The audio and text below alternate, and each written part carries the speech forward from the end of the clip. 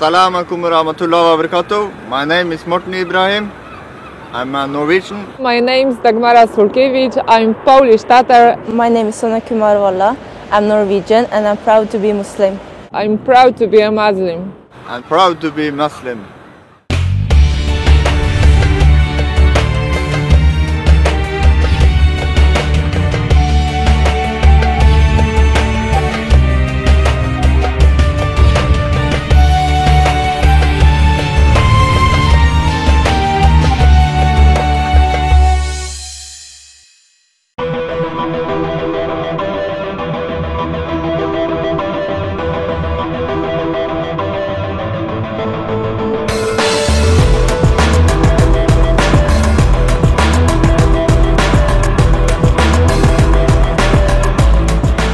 Masih muram cuaca di Polandia hari ini.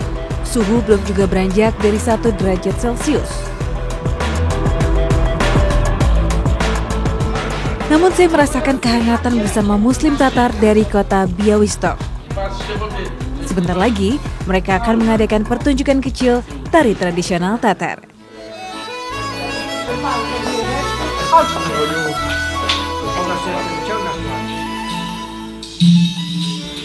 Buncuk adalah nama yang mereka pilih untuk grup tari ini.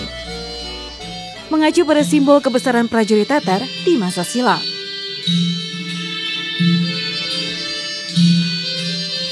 Grup Buncuk adalah satu dari 2 kelompok tari Tatar yang masih langgeng di Polandia hingga kini. Saya begitu menikmati suasana saat ini. Generasi Muslim Tatar tua maupun muda lihai membawakan tarian energik ini.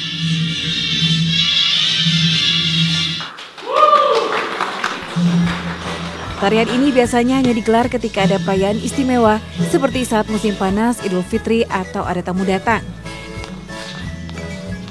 Rasanya kurang lengkap kalau saya hanya melihat tanpa ikut menari bersama.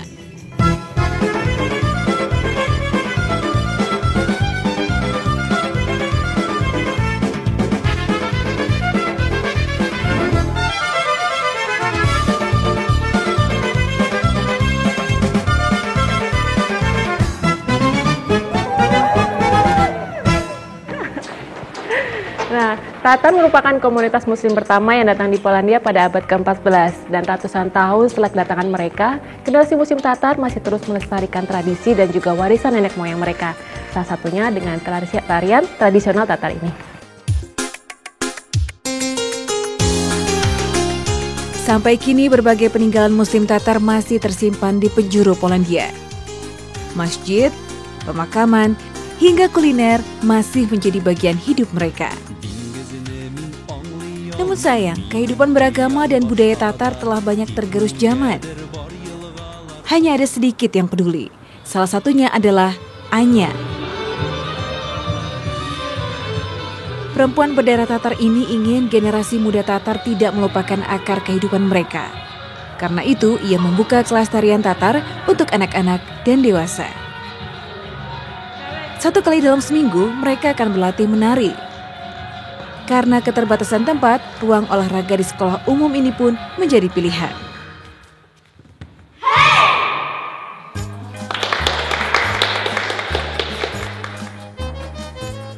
Assalamualaikum. Halo. Nice to meet you. Zapraszamy. Kiki Ania. Ania.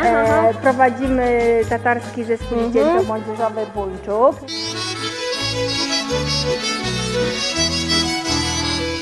Meski masih belia, bocah-bocah ini begitu rancak bergerak, lincah mengikuti alunan musik. Belum lagi kostum mereka yang beraneka warna, membuat tarian ini terlihat begitu cantik.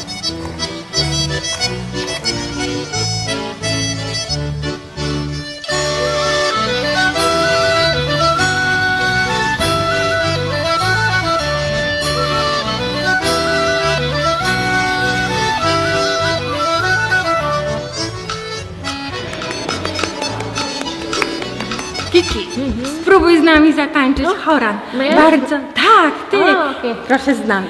Musimy najpierw się przebrać. Może się przebierzesz. Ja.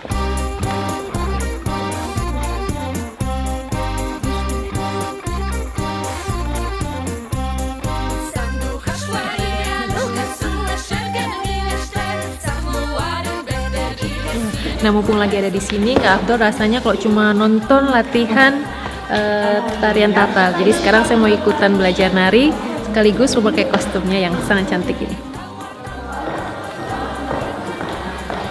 Nah, jika kita lihat kostum tarian ini sangat terlihat bahwa bangsa Tatar itu adalah komunitas Muslim. Di sini mereka menggunakan rok yang panjang menutupi mata kaki, bajunya juga panjang sampai pergelangan tangan, dan yang lebih penting mereka juga menggunakan kerudung untuk menutupi rambut mereka. Oke, let's dance.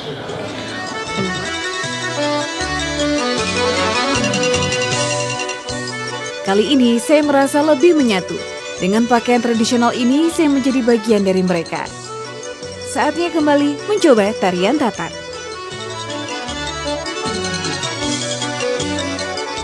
Meski terlihat sederhana, namun menyesuaikan gerakan kaki dengan tempo musik bukan perkara gampang.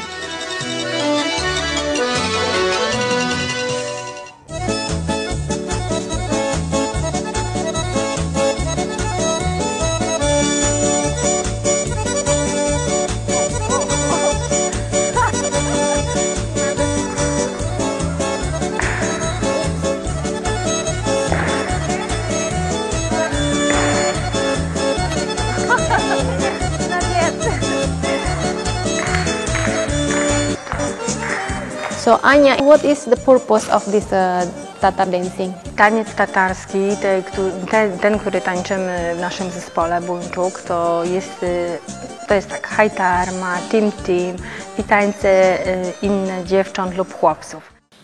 Allahu Akbar, Allahu Akbar, La ilaha illallah,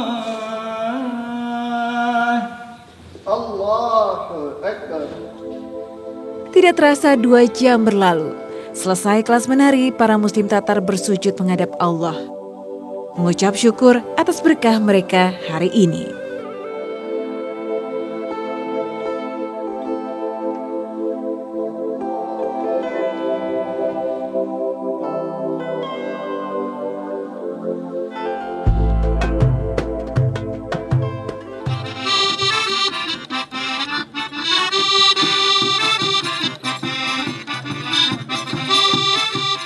Lepas belajar menari, Anya dan Immanuela putri sulungnya mengajak saya untuk mengunjungi rumahnya.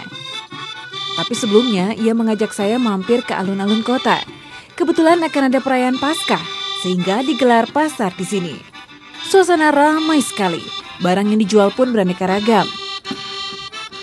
Namun satu yang menarik perhatian saya, budaya Tatar turut hadir di sini. Ada yang menjual aneka roti dan kudapan khas Tatar. Dari hal sederhana seperti ini, semoga budaya Tatar terus kekal dan dikenal masyarakat.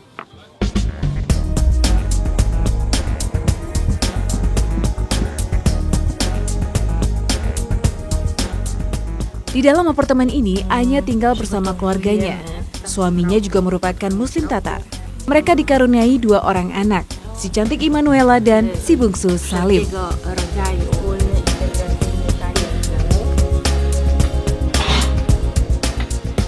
Meski berada di benua Eropa, namun saya tetap merasakan keramahan khas Muslim. Dengan cekatan, Anya langsung menyiapkan hidangan untuk menyambut saya. Saya sangat senang karena belum lama saya mengenal keluarga Ibu Anya, tapi beliau sangat hangat menyambut kedatangan saya. Mungkin mereka menjalankan ajaran Islam bahwa ketika ada tamu, mereka akan menghormati dan memuliakan tamu tersebut. What is this? Puop or pilaf. Oh, or pilaf. Pilaf. This is like this Tatar traditional food. Traditional, yes. Tatar from Not Polish Tatars, but Tatar but from Tatars from another country. Yes. Another region. Mengingatkan saya pada masakan Indonesia nasi goreng yang ternyata pernah dicicipi oleh Anya. It was lesson. Oh, cooking lesson. Lesson, yes. From cooking Indonesian? lesson from Indonesia. Oh, so you learn to cook nasi goreng. Woman from Warsaw. Oh, Yes. she came here and teach Yes. nasi goreng. You like nasi goreng? Yeah. Nasi goreng para szykuj się do jedzenia. A co? No rozwijaj się na jedzenie. Kadr. smells so good. Alhamdulillah, meski jauh dari rumah, namun saya menemukan keluarga baru di Polandia. Allahumma barik lana fihi wa at'imna khairan minhu. So, sera, desvelar. I like coffee too, but it's fresh. Kecintaan dan kebanggaan sebagai Muslim Tatar yang menyalakan semangat Ania untuk terus menghidupkan tradisi Tatar. Utrzymujemy tą tradycję tatarską, właśnie tak jak wspomniałam, po to, żeby trwać i dawać przykład przede wszystkim dla swoich młodszych pokoleń, dla naszych dzieci, później dla naszych wnucząt. No, po to, żeby trwać, żeby tatarskość nasza nie zaginęła, żeby trwała, żebyśmy naprawdę jeszcze lata przetrwali. Lata, setki lat, inshallah. Semoga budaya Tatar senantiasa lestari di hati Muslim Tatar dengan Islam sebagai pedoman hidup mereka. Ada fakta unik di negara Chopin ini. Semua perempuan asli Polandia selalu memiliki nama berakhiran A. Seperti muslimah-muslimah yang sempat saya temui di sini, yaitu Anya, Immanuela, Dagmara, Joanna, Martiana, dan Adriana. Tidak ada yang tahu pasti kapan hal ini bermula dan kenapa. Warga Polandia juga tidak merayakan hari lahir mereka. Justru hari nama atau imieniny lebih populer. Mayoritas warga Polandia yang beragama Katolik umumnya memberi nama anaknya berdasarkan Santo yang berdekatan dengan tanggal kelahiran. Hari Santo yang menjadi nama mereka lah yang kemudian dirayakan. Contohnya, jika 21 Januari dirayakan sebagai Hari Santa Agnieszka, maka semua yang punya nama Agnieszka akan merayakan hari nama bersama. Saking populernya, kaum non-Katolik pun ikut merayakan hal ini.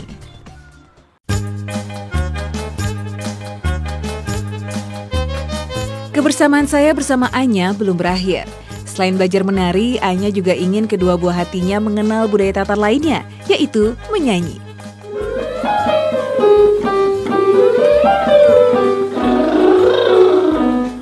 Saya senang melihat semangat mereka. Sedari dini telah ditanamkan agar bangga sebagai Muslim Tatar. No, no, no, no, no, no, no. No, no, no, no, no, no, no.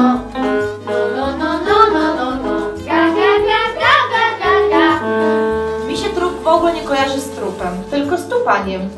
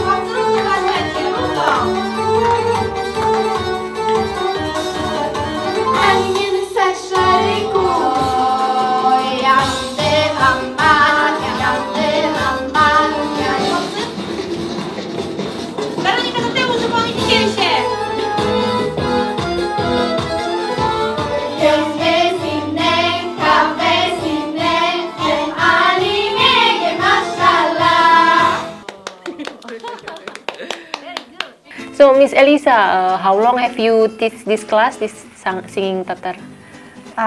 Now I think it's almost 2 years, like 1 year and a half for sure, yeah. Łatwo?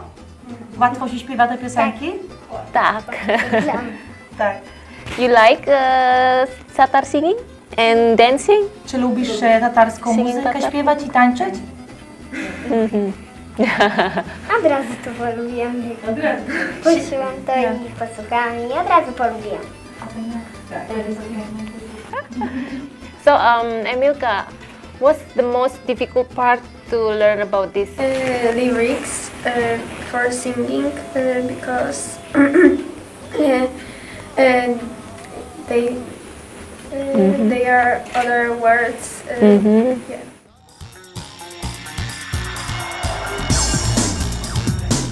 Tidak sampai di sini saja kecintaan Anya dan keluarga akan budaya Tatar. Mereka masih punya agenda hari ini, belajar bahasa Tatar. Onun musafiri.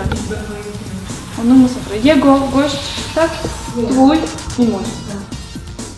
Bahasa Tatar memang tidak lagi digunakan dalam percakapan sehari-hari. Bahkan bangsa Tatar kini tidak lagi memahaminya. Pengajar di kelas ini, Arzi Osmanova, adalah Muslim Tatar dari Crimea. Vicky, can you write your name and where are you from? My name? Oh, okay.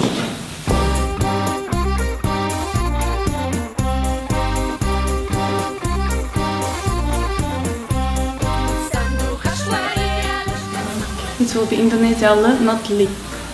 Is it right? Li, it should be L, because here is A, L. It's just... Nah, dibandingkan dengan bahasa Polandia, bahasa Tatar ini memang benar-benar berbeda. Jadi memang butuh waktu yang lama bagi orang Tatar yang di Polandia untuk mempelajari bahasa ini. Berbeda dengan di daerah Crimea yang dimana bahasa ini masih dipergunakan secara aktif sampai sekarang. Dan menariknya lagi, 20% dari bahasa Tatar ini diadaptasi dari bahasa Arab. Karena itu kita bisa menemukan kata seperti dunia, musafir, dan juga sober yang artinya juga sama seperti di bahasa Arab. Di Bialystok sendiri masih berdiri Masjid Peninggalan Tatar. Masjid ini hanya ramai ketika sholat Jumat. Muslim asli Tatar yang hadir pun kebanyakan berusia lanjut. Mereka yang tidak tergerus kesibukan. To jest właśnie w chwili obecnej duży problem w sumie, jeżeli chodzi o tożsamość religijną młodych osób. W większości młode osoby albo w szkole, albo na uczelni, albo pracują. W większości przychodzą na modlitwy świąteczne, czyli Ramadan, Eid al-Fitr. Tak. Tidak bisa dipungkiri Muslim Tatar telah banyak tergerus zaman. Hanya segelintir yang menjadikan Islam sebagai pegangan hidupnya. Kehidupan Muslim di Polandia kini kian beragam dengan kehadiran mualaf asli Polandia. Islam hadir menjadi lentera di antara gegap gempitanya kehidupan di Eropa. Bahkan kebanyakan dari mualaf masih berusia muda. Salah satunya adalah Maciek yang baru berumur 18 tahun. Tahun ini adalah Ramadan keduanya sebagai Muslim. Punya pengalaman menarik ketika pertama kali berpuasa. Fine, thanks. Nice to meet you. Nice to meet you too. So, how you spend your last Ramadan? Funny thing is that, when I converted, almost nobody wants to explain me explain anything more about Islam than the basics. And they told me that Ramadan lasts from the morning until dark, because it's how it exactly translates into Polish, right? So I look out the window and I was fasting until Isha, and days here are quite long in summer. So it would be fasting from 2 a.m. or 3 a.m. until 11. Wow, 11 p.m. That's your first Ramadan. You That spend was my first Ramadan. I have 3 or 4 hours to eat and drink. Yeah, quite hard. Maciek mengenal Islam pertama kali karena kecintaan akan budaya Arab yang terasa unik baginya. Was interested in Arabic culture very, very much. Not in the Islam itself, but in the way that Arab dress. I was interested by the sound of the language, the way the language sounds. So try to learn that. Basic conversation, basic words, right? Meski keluarga menentang pilihannya, namun tidak membuat Maciek putus asa. My dad had always assured me that he doesn't have any problem with Muslims. He broke contact with me for 2 months. My mother, she accepted it. Yeah, we didn't talk much about it. She asked me why. My father, he didn't want to hear about it. I warned him first when I was just planning to convert. He never asked me why. He never asked me why or let me explain to him why. Didn't want to hear the reason. Bahkan di sekolah, hanya satu teman yang tahu kalau ia adalah Muslim.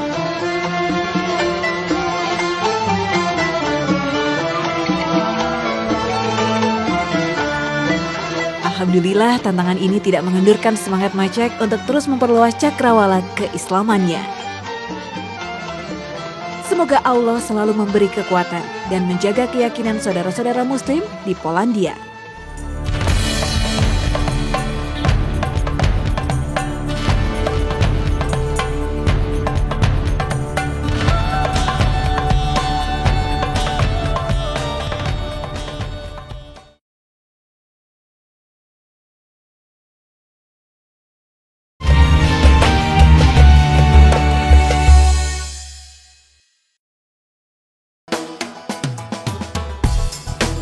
Kehadiran bangsa Muslim Tatar dan juga para mualaf memang memberi warna dan cahaya bagi kota Białystok di Polandia. Namun satu hal yang lebih penting, dengan adanya keberagaman ini, mereka bisa tetap hidup berdampingan secara damai dengan warga non-Muslim.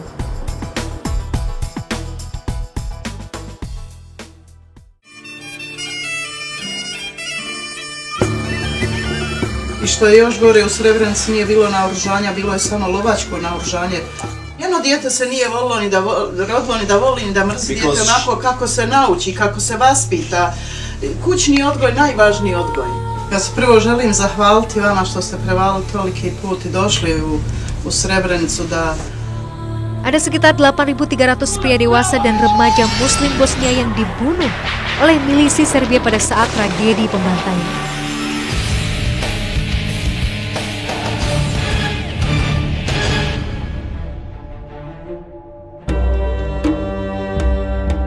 Setiap perjalanan selalu menyisakan cerita yang tak akan pernah terlupa. Tak terkecuali kisah Muslim dari bumi Balkan. Sebuah semenanjung cantik dengan keindahan alamnya. Di sini, saya akan mencari dan berbagi kisah tentang kuat dan tegarnya Muslim dari sebuah negeri elok yang pernah terkoyak.